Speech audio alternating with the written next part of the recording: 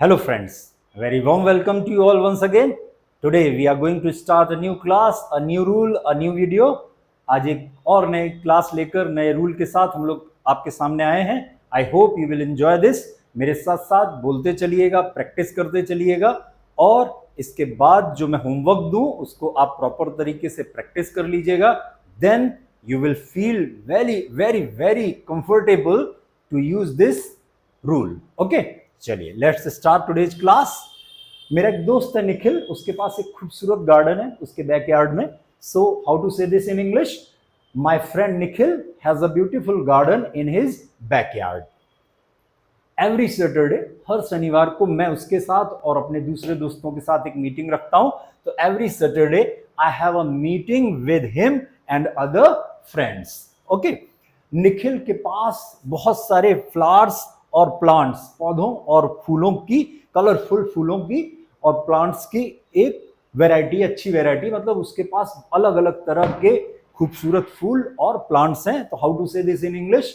Nikhil has a variety of beautiful flowers and plants. अब मेरे पास एक छोटा सा कलेक्शन है किस चीज का? गार्डनिंग टूल्स का. That I bring every week, जो कि मैं हर हफ्ते लेकर आता हूं. How to say this in English? I have a small collection of gardening tools that I bring every week. Okay, एक दिन निखिल ने मुझे बताया. One day Nikhil told me. कैसे कहेंगे?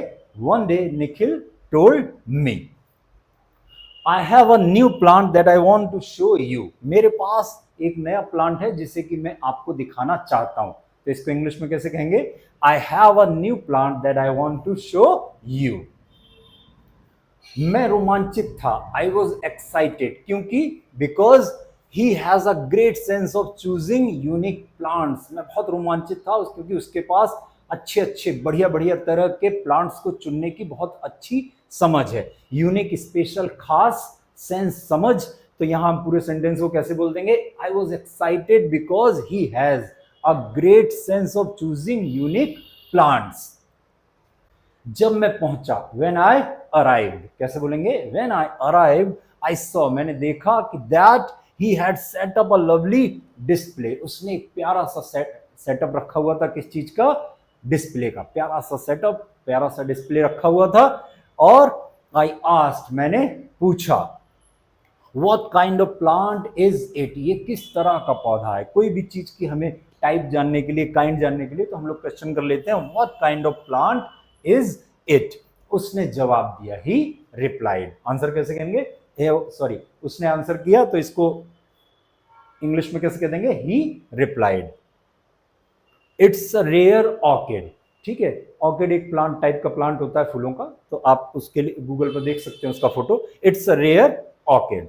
ओके, मुझे याद आया, आई रिमेंबर्ड द टाइम, वो टाइम याद आया, when I had helped him, जब मैंने उसकी मदद करी थी. किस चीज में? Plant some seeds last summer. ठीक है, पिछली गर्मियों में जब हमने उसको कुछ पौधों के बीज लगाने में मदद करी थी. तो कैसे कह देंगे इंग्लिश में? I remembered the time when I had helped him plant some seeds last summer. पिछली गर्मियों में. अब I admired his work and said, मैंने उसके काम की प्रशंसा की, तारीफ की. admire लगा देते हैं, admire की यहाँ सेकंड फॉर्म आई है. तो I admired his work and said, और बोला, okay, you have such a green thumb. अब ये एक इडियम है. हैव अ ग्रीन थम का मतलब होता है जिस इंसान के पास पौधों की, गार्डनिंग की समझ अच्छी होती है, तो उसके लिए बोल दिया जाता है. जैसे अगर मैं कहूँ आपने अपना गार्डन अच्छे से रखा हुआ है, फूल पौधे, प्लांट्स, अपने फ्लावर्स सब अच्छे से मेंटेन करके रखे हुए हैं, तो आपको कह दिया जाएगा, यू हैव अ ग्रीन थम. क्या कहेंगे? यू हैव अ ग्रीन थम. ओके, ये इडियम है, इसको नोट कर लीजिएगा, बहुत अच्छा है. तो जिनको भी शौक हो गार्डनिंग का, उनके लिए कह दिया जाए. तो मैंने उसको कहा, you have such a green थम. निखिल आपके पास गार्डनिंग की बहुत अच्छी समझ है, आप इनकी बहुत अच्छे से केयर करते हो. उसने मुझे धन्यवाद दिया और बोला, he thanked me and said. कैसे कहेंगे? He thanked me and said. One day you will have a garden as beautiful as mine. एक दिन आपके पास होगा उतना ही खूबसूरत गार्डन जितना मेरे पास है. ठीक है, तो अब तक की स्टोरी में आपने देखा कि कुछ चीज उसके पास है, कुछ मेरे पास है, कुछ मेरे पास होंगी, कुछ उसके पास होंगी, तो इन चीजों को जिस रूल में बताया जाता है उसको बोलते हैं हम लोग पजेशन। किसमें क्या बोल देंगे? पजेशन। पजेशन का मतलब होता है कोई चीज का मालिकाना हक या मालिक होना किसी चीज का, कोई चीज हमारे पास है या नहीं है, ये जब हम बताते हैं तो उसको बोल दिया जाता है पजेशन। ओके, अब इसका फॉर्मूला, क्या आपके पास चीज है, तो इसके लिए अब हम लोग बोल देते हैं, क्वेश्चन का फॉर्मूला हो जाएगा do you have things name. अब जैसे कि मुझे आपसे पूछना हो क्या आपके पास पावर बैंक है, तो क्वेश्चन कैसे हो जाएगा? Do you have a power bank. ठीक है, आंसर का formula I have things name. ठीक है, मेरे पास ये चीज है, मेरे पास पावर बैंक है, तो कह देंगे आई have a power bank. Okay, अब नहीं है तो आई डोंट हैव थिंग्स नेम, चीज का नाम आ जाएगा, चीज का नाम, क्वालिटी का नाम, जो भी चीज, क्वालिटी कुछ भी है या नहीं है, सामान, ओके कुछ भी, तो आई डोंट हैव थिंग्स नेम। तो यहां बोल देंगे मेरे पास पावर बैंक नहीं है, तो कहेंगे आई don't have a power bank. कैसे कहेंगे? आई don't have a power bank. Okay, अब इसका एक तरीका और होता है, इस तरीके को हम लोग बोलते हैं अमेरिकन वे। ठीक है, अमेरिकन पैटर्न में कोई चीज है या नहीं है, मतलब पोजेशन के रूल को शो करने के लिए हम लोग बोल देते हैं do you have things name. अब ब्रिटिश तरीके में ये वाला पैटर्न है ब्रिटिश पैटर्न। कौन सा है? ब्रिटिश। इसमें हम लोग क्वेश्चन करने के लिए क्या देते हैं? Have you got things name. ठीक है, अब जैसे क्वेश्चन करना हो क्या आपके पास पावर बैंक है, तो क्या देंगे? Have you got a power bank. ठीक, अब मेरे पास चीज है, आंसर करने के लिए I have got things name. मेरे पास पावर बैंक है, I have got a power bank. नहीं है तो I haven't got things name. Okay, तब कह देंगे I haven't got a power bank. ध्यान रखिएगा, ये है अमेरिकन पैटर्न, ये है ब्रिटिश। इंडिया में ज्यादातर ग्रामर की बुक्स में हमें ये वाला पैटर्न मिलता है, तो आप लोग ये वाला पैटर्न भी फॉलो कर सकते हैं, ये वाला भी पैटर्न फॉलो कर सकते हैं, इट्स अप टू यू। ठीक है, बट ज्यादातर ये करते हैं, तो मैं भी आपको सजेस्ट करूंगा कि ये करेंगे, ज्यादा बेटर रहेगा। ठीक है, अब थर्ड डूअर की या थर्ड पर्सन की अगर बात करेंगे तो उसका फॉर्मूला हो जाएगा, क्या आपके दोस्त या उसके पास ये चीज है, तो फॉर्मूला हो जाएगा डज योर फ्रेंड और ही हैव थिंग्स नेम। ठीक है, क्वेश्चन करने के लिए जैसे क्या आपके दोस्त के पास लैपटॉप है, तो does your friend have a laptop. Question कैसे हो जाएगा? Does your friend have a laptop. Okay, अब आंसर का फॉर्मूला माय फ्रेंड और he has things name. Okay, तब my friend has a laptop कैसे बोलेंगे? My friend has a laptop. Okay, अब नेगेटिव फॉर्मूला माय फ्रेंड और he doesn't have things name. My friend doesn't have a laptop, negative कैसे हो जाएगा? My friend doesn't have a laptop. अब British वे में कैसे कह देंगे? हैज योर फ्रेंड और ही गॉट थिंग्स नेम। ठीक है, हैज योर फ्रेंड और ही गॉट थिंग्स नेम। क्या आपके दोस्त के पास लैपटॉप है? Has your friend got a laptop. Question कैसे होगा? Has your friend got a laptop, है ना।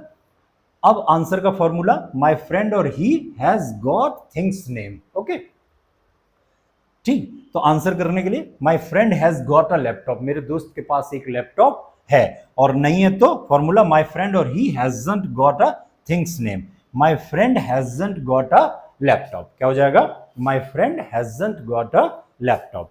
अब ये अमेरिकन और ब्रिटिश वाला पैटर्न केवल और केवल प्रेजेंट में यूज होता है, ना पास्ट में यूज होगा और ना फ्यूचर में यूज होगा, बस एक ही जगह, कहां पर? प्रेजेंट में। ठीक है, चलिए अब पास्ट के लिए प्रैक्टिस कर लेते हैं। डिड, डूअर, और डूअर में इसमें कोई भी आ जाएगा डिड के साथ। आपने पास्ट इंडेफिनिट टेंस पढ़ा ही हुआ है मुझसे, जिन लोगों ने नहीं पढ़ा हो, जो लोग आज ये वीडियो पहली बार देख रहे हैं, वो लोग हमारी वीडियो को देखकर पास्ट इंडेफिनिट टेंस वाला देखकर वहां पर आपको डिड वाला रूल क्लियर हो जाएगा। ठीक है, तो did doer have things name. जैसे क्या आपके पास 2 साल पहले कार थी, तो did you have a car before 2 years. कैसे बोलेंगे? Did you have a car before 2 years, है ना। अब आंसर करने के लिए डूअर, आई और ही और यू जो भी है, हैड थिंग्स नेम।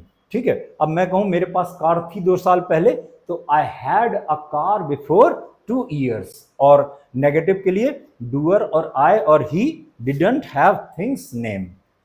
ठीक है, आई didn't have a car before 2 years. कैसे बोल देंगे? आई didn't have a car before 2 years.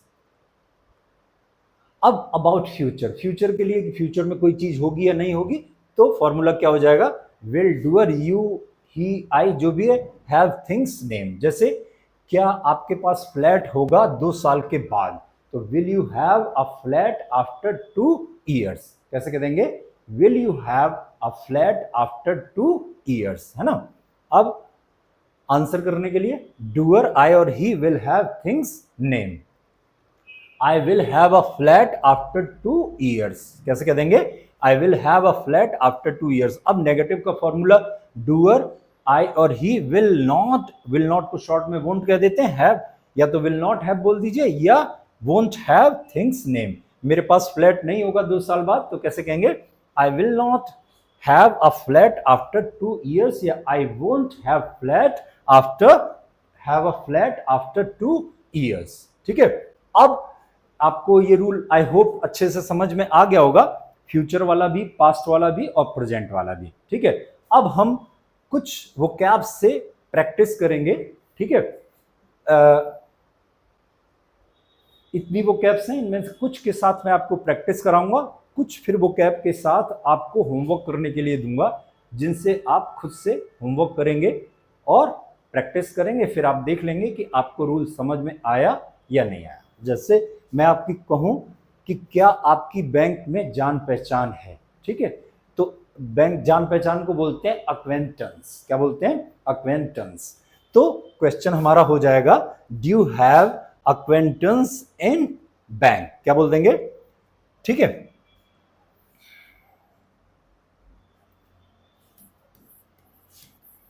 Do you have acquaintance in bank. ठीक है।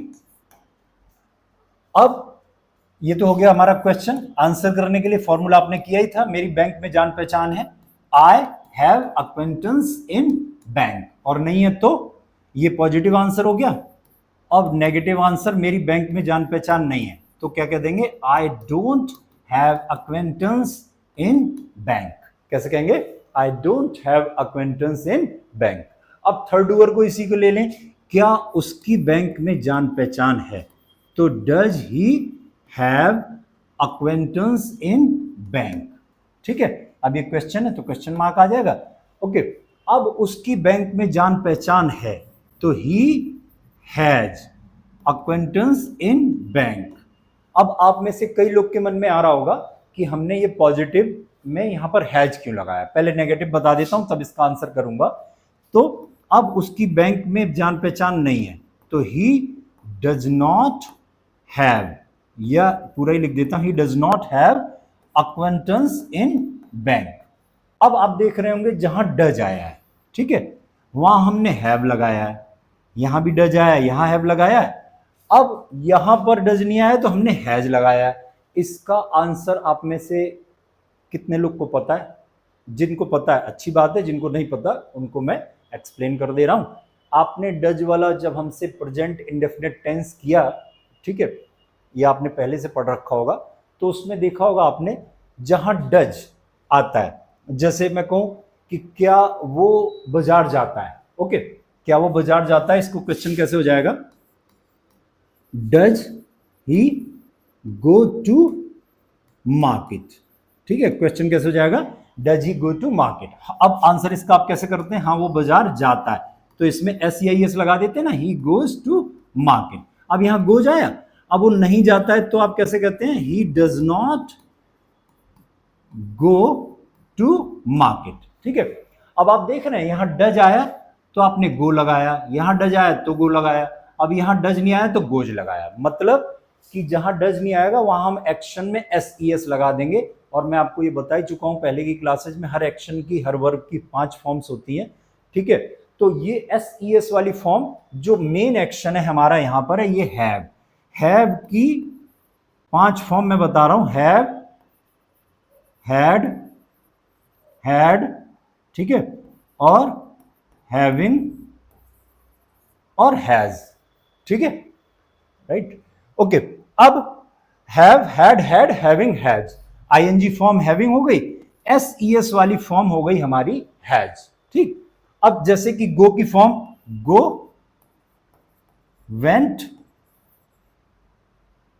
गॉन, गोइंग और गोज।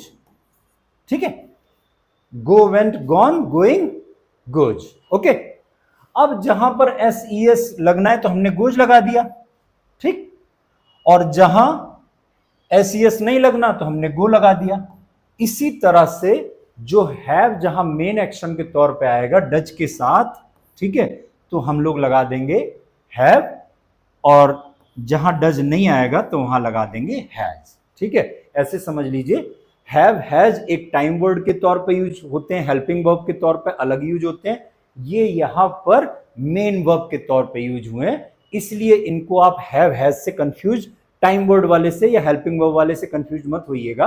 ये यहां मेन एक्शन के तौर पे आए हैं, इसलिए हमने मेन सेंटेंस में, सिंपल सेंटेंस में हैज लगाया है, और क्वेश्चन में और नेगेटिव में हमने हैव लगा दिया है, और सिंपल सेंटेंस में हैज लगा दिया है।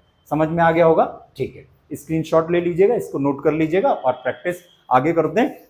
अब दूसरा एक्शन ले लेते हैं,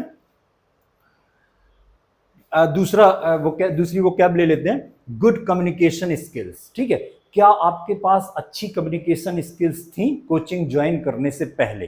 ठीक है, तो हम लोग क्वेश्चन कैसे कर लेंगे, did you have good communication skills before joining the coaching? ठीक है, अब मेरे पास अच्छी कम्युनिकेशन स्किल्स थी, तो आंसर हमने करने को अभी फॉर्मूले में अभी थोड़ी देर पहले बताया था आपको। ठीक है, आई हैड, आंसर में क्या हो जाएगा, आई हैड। अब डिड के साथ सेकंड फॉर्म आ रही है सिंपल सेंटेंस में, I had good communication skills before joining the coaching, और नहीं थी तो आई didn't have good communication skills before joining the coaching. ठीक है, अब क्या आपके पास अच्छी कम्युनिकेशन स्किल्स होंगी, ठीक है, 2 साल बाद, तब will you have good communication skills after 2 years? ठीक है, हाँ, मेरे पास होंगी अच्छी कम्युनिकेशन स्किल्स, इसमें तो सोचना ही नहीं है। आई will have good communication skills after 2 years। नहीं होंगी तो आई will not have good communication skills after 2 years।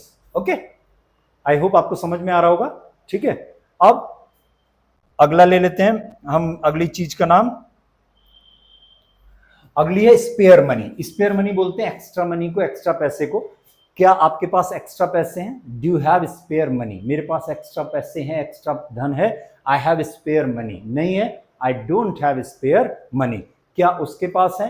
Does he have spare money? उसके पास है, ही हैज स्पेयर मनी। नहीं है, he doesn't have spare money. Okay, he doesn't have spare money. अब क्या उसके पास एक्स्ट्रा पैसे थे? Did he have spare money? हाँ, उसके पास एक्स्ट्रा पैसे थे, और ही हैड स्पेयर मनी नहीं थे, he didn't have spare money. Okay, अब क्या आपके पास एक्स्ट्रा पैसे होंगे? तो फ्यूचर के लिए क्या हो जाएगा, will you have spare money? हाँ, मेरे पास एक्स्ट्रा पैसे होंगे, I will have spare money. नहीं होंगे, I will not have spare money. अब एक और वो कैब की मैं प्रैक्टिस कराऊंगा, एक और चीज की, उसके बाद से आपके लिए होमवर्क रहेगा, इन वो कैब्स के साथ आपको खुद से प्रैक्टिस करनी होगी। क्या उसके बारे में आपको कोई जानकारी है? ठीक है, तो do you have any knowledge about him? हाँ, मुझे उसके बारे में थोड़ी जानकारी है, I have some knowledge about him, और मेरे पास उसके बारे में कोई जानकारी नहीं है, तो आई don't have any knowledge about him. Okay,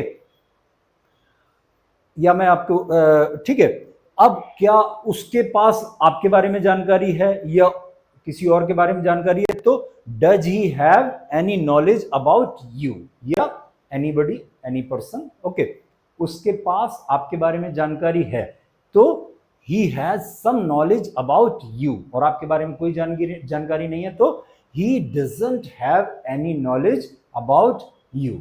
okay, अब पास्ट के लिए कर लेते हैं, energy to do domestic chores, घर के कामों को करने के लिए एनर्जी थी क्या आपके पास? Did you have energy to do domestic chores? हाँ, मेरे पास घर के कामों को करने के लिए एनर्जी थी, तो I had energy to do domestic chores. नहीं थी, I didn't have energy to do domestic chores. अब क्या आपके पास एनर्जी रहेगी या होगी घर के काम करने के लिए? तो will you have energy to do domestic chores? हाँ, मेरे पास एनर्जी रहेगी, I will have energy to do domestic chores. नहीं रहेगी, I will not have energy to do domestic chores. ठीक है, अब बाकी मीनिंग्स के बाकी वोकैब्स की मैं मीनिंग समझा दे रहा हूं। टाइम फॉर फैमिली, परिवार के लिए टाइम। जैक इन सुप्रीम कोर्ट, सुप्रीम कोर्ट में जुगाड़ या सिफारिश। इनबॉर्न एबिलिटी टू सिंग, जन्मजात योग्यता गाना गाने के लिए। ड्राइविंग लाइसेंस, जान ही रहे हैं आप। पेशेंस, धैर्य। Good relation with your neighbour, आपके पड़ोसी के साथ अच्छे रिश्ते।